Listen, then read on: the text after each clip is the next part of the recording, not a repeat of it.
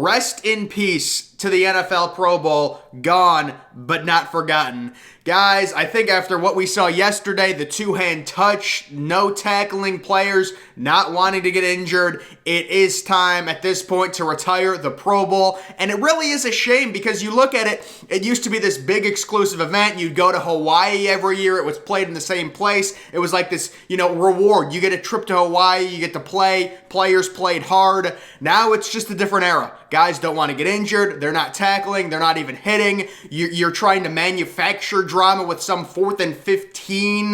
Like, I don't even know what that is. They're not even playing a real game. You've got the 50-year-old white men announcers who are more obsessed with guys doing the giddy than the actual game. I mean, what is going on?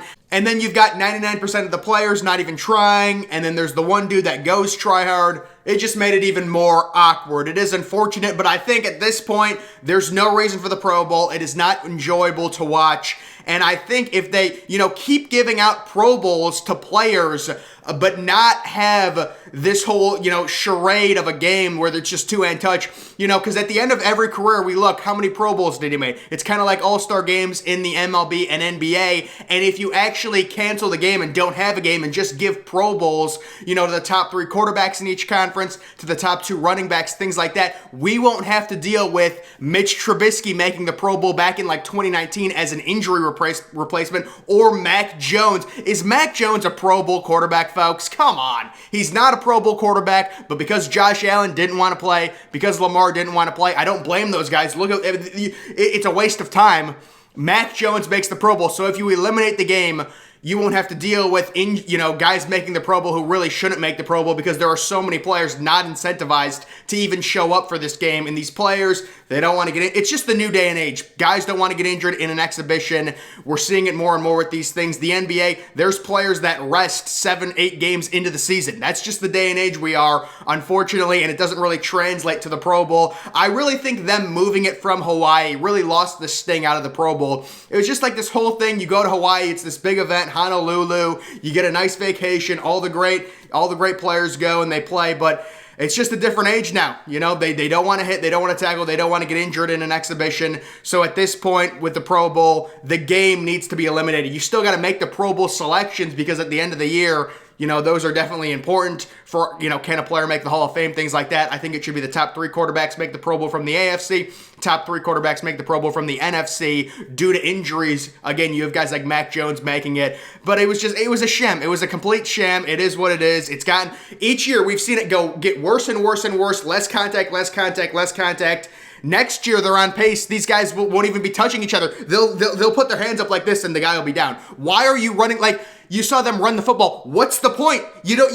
How can you run? How could Nick Chubb or any of the running backs get any yardage? Anytime there's a defender around you, you have to stop. What was that? It was just it's a ridiculous charade at this point, guys, and it needs to end. The AFC did win. I think the AFC's won 5 straight Pro Bowls or something random like that. Now on to some actual news. Alvin Kamara, while in Vegas for the Pro Bowl, was arrested, probably at a nightclub or something, I don't know the exact details, on some sort of assault charge. Now, how these things normally work, I'll give my prediction. I think he probably gets suspended for 2 games. It gets appealed down to 1, unless there's video. If there's video and it's blatant and he's punching someone, the NFL may come down harder on it, but these suspensions are all based on optics. Alvin Kamara, as long as there's no crazy, gruesome video or anything like that, he probably gets a 2-game suspension, which he'll appeal, and it'll probably end up being a 1-game suspension. That's my thought. More coaching news.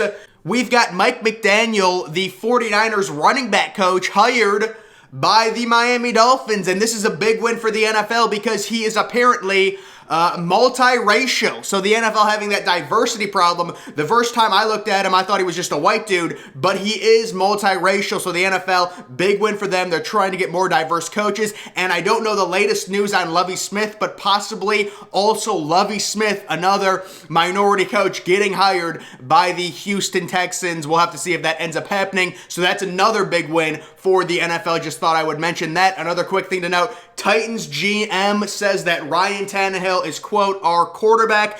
The number one reason he's saying that, you have to look at his contract. Ryan Tannehill has like a $40 million contract or something crazy like that. It is impossible to move.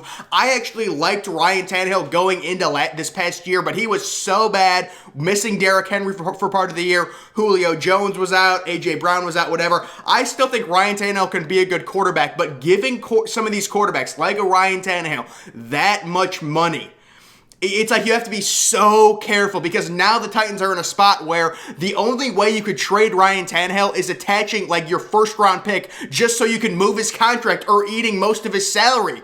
So the Titans sticking right now with Ryan Tannehill. They really have no choice based on his contract. But guys, that is going to do it for this video. Once again, the Pro Bowl, pretty much a sham at this point. They're not even trying. Again, it's progressively gotten worse, and now they're playing two-hand touch. Next year, it's just going to be a giddy competition. They're just going to do that little dance, and have the white, announcer who was obsessed with it. He could be the judge of it. It's ridiculous. It's a total joke. It used to be exclusive. It used to be this big thing in Hawaii, really good tradition, and they just have completely ruined it. And these players clearly don't want to be there. They're not trying. It's like if you try, you're not cool. You know that thing in high school where if you try in gym class, you're not cool. That's kind of what it felt like. And then you saw Max Crosby go and try hard, and the dude, it just made it awkward. It just made it like knocking down like 40 passes.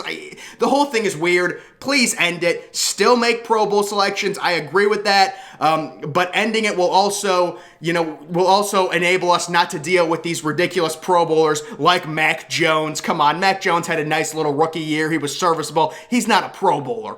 It's going to show up on his resume that he was a Pro Bowler as a rookie because he got, 2 or 3 guys, quarterbacks didn't want to play, and he got in as an injury replacement. Come on, guys. What are we doing?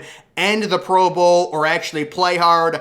I don't think they're going to play hard, so might as well just end it and that be that. But guys, that is going to do it for this video. Make sure you're following me on Twitter. Link to that's always in the description. I'm, of course, the Depressed Ginger. Thank you for watching.